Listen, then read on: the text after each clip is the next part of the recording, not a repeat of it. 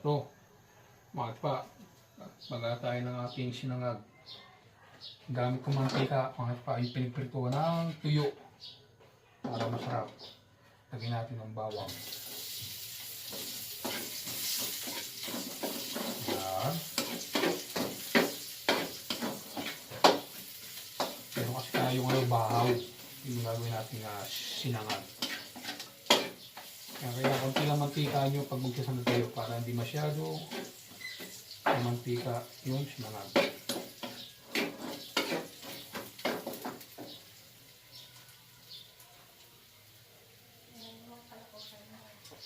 So, ito na ating bahaw.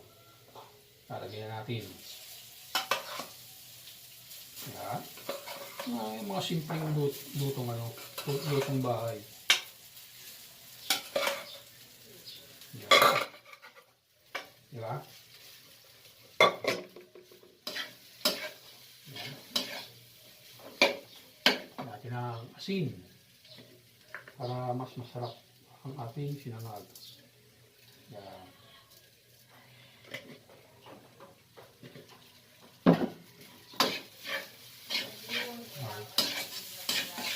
So, haluin natin. Yan. Haluin natin yan. Sinangag! Sinangag!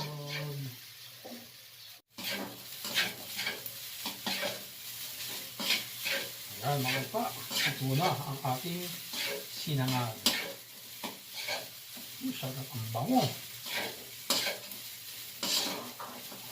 Ready to serve na mga pa, ang ating sinangag.